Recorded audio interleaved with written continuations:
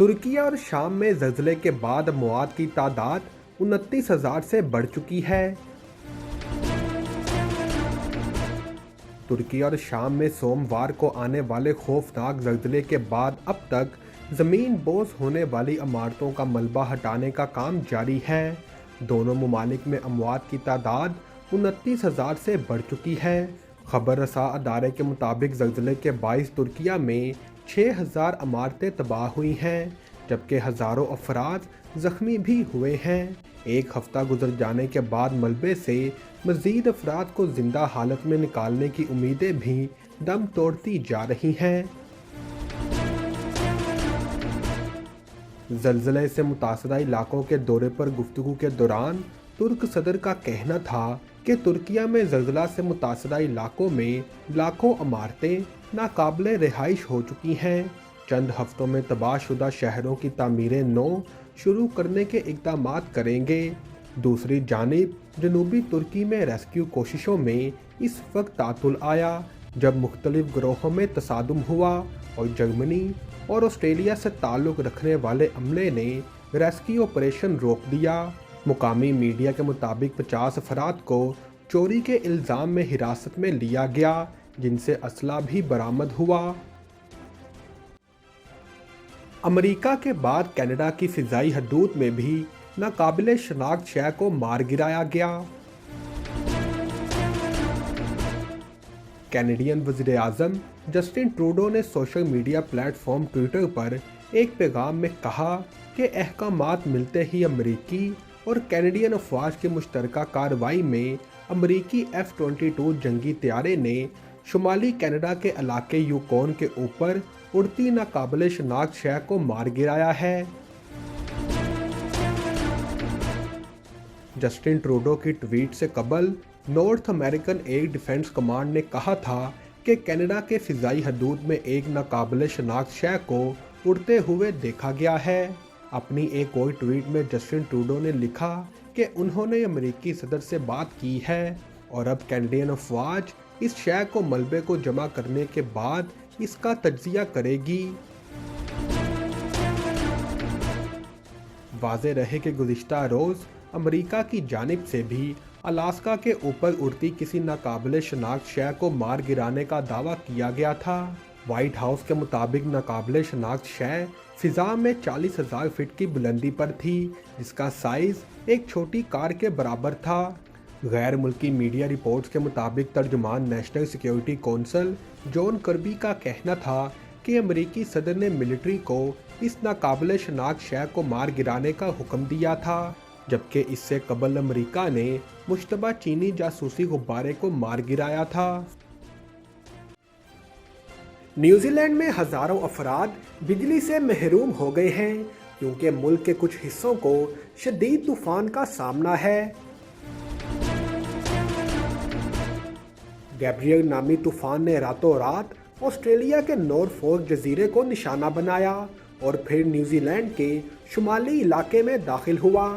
پیشن گوئی کرنے والوں نے اوکلینڈ اور نارتھ لینڈ کے لیے 200 ملی میٹر بارش اور 130 کلومیٹر فی گھنٹہ کی رفتار سے چلنے والی ہواؤں کے ساتھ سرخ رنگ کی وارننگ جاری کی ہے۔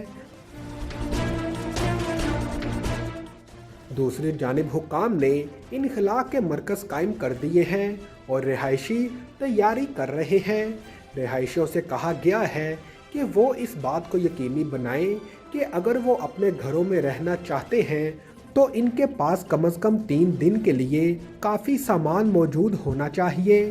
طوفان سے تباہی کے خدشات کی وجہ سے رہائشیوں کو دسیوں ہزار ریت کے تھیلے تقسیم کیے گئے ہیں کیونکہ بوسیدہ اور کمزور انفراسٹرکچر کو سیلاب سے خطرہ ہے۔ قومی کیریئر ایئر نیوزی لینڈ نے طوفان کی آمد سے قبل کئی ڈومیسٹک پروازیں منسوخ کر دی ہیں۔ نیو کیلیڈونیا اور نیوزی لینڈ کے درمیان بحر الکاہل میں صرف 34 مربع کلومیٹر پر محیط نورفولک جزیرے پر حکام نے کہا کہ وہ سڑکوں سے ملبہ اور درختوں کو ہٹا رہے ہیں اور طوفان کی وجہ سے متاثر ہونے والے بجلی کے نظام کو بحال کرنے کے لیے کام جاری ہے۔ پاکستان تحریک انصاف کے رہنما فواد چودھری کا کہنا ہے کہ الیکشن کمیشن منشیوں پر مشتمل ہے۔ ٹویٹر پر جاری بیان میں فواد چودھری نے لکھا کہ عدالتی احکامات کے بعد بھی عام تاثر ہے کہ الیکشن کمیشن اسلام آباد کی طرح صوبائی الیکشن بھی نہیں کرائے گا۔ الیکشن کمیشن منشیوں پر مشتمل ہے۔ پی ٹی آئی رہنما کے مطابق آئین کے ساتھ یہ کھلواڑ ملک کو مہنگا پڑے گا۔ الیکشن کمیشن کو انتخابات کے لیے آج اجلاس منعقد کرنا چاہیے تھا۔ جاری بیان میں انہوں نے مزید لکھا کہ بہت ہو گیا، آئین کی بالادستی کے لیے ہماری تحریک بالکل تیار ہے، جیل بھروں سے اس تحریک کا آغاز ہوگا۔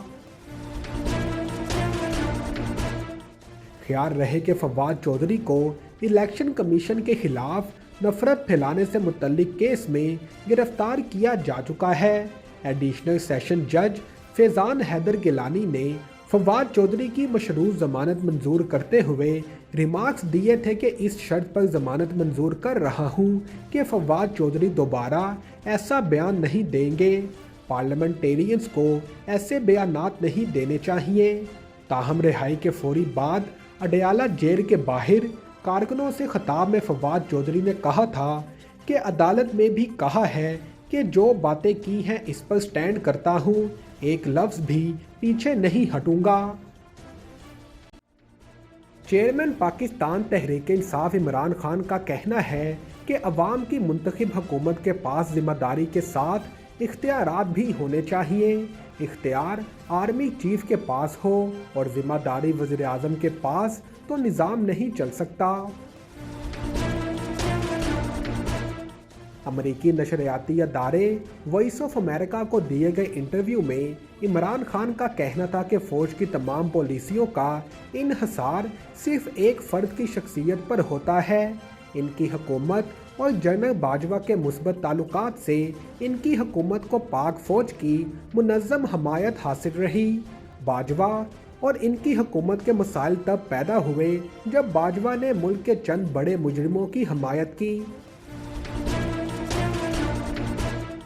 عمران خان نے دعویٰ کیا کہ باجوہ چاہتے تھے کہ پی ٹی آئی کی حکومت چوروں کی کرپشن معاف کر کے ان کے ساتھ مل کر کام کرے۔ عمران خان نے یہ بھی دعویٰ کیا کہ باجوہ کے شہباز شریف کے ساتھ قریبی تعلقات تھے۔ باجوہ شہباز شریف کے تعلقات کے نتیجے میں رجیم چینج آپریشن کی راہ ہموار ہوئی۔ عمران خان نے کہا کہ عوام کی منتخب حکومت کے پاس ذمہ داری کے ساتھ اختیارات بھی ہونے چاہیے۔ اختیار آرمی چیف کے پاس ہو اور ذمہ داری وزیر اعظم کے پاس تو نظام نہیں چل سکتا۔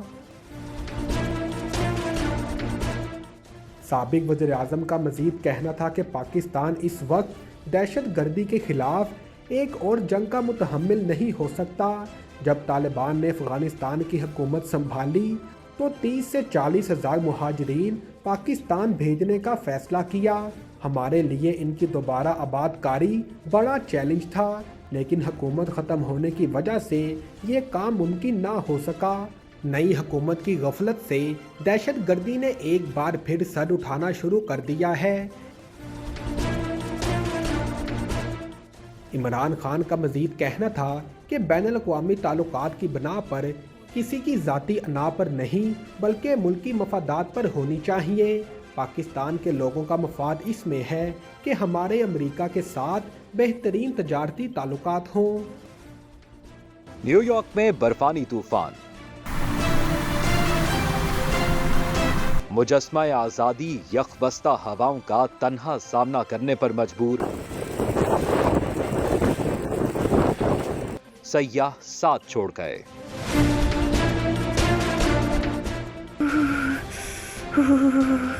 قسم سے بہت سردی ہے۔ لاہوری چلی پر آئیں، سردیوں کے کھابے کھائیں۔ فرائی فش، گرما گرم پائے، haleem, chicken corn soup, biryani, nihari, mutton pulao, ٹکے، کباب، گاجر کا حلوہ، کشمیری چائے۔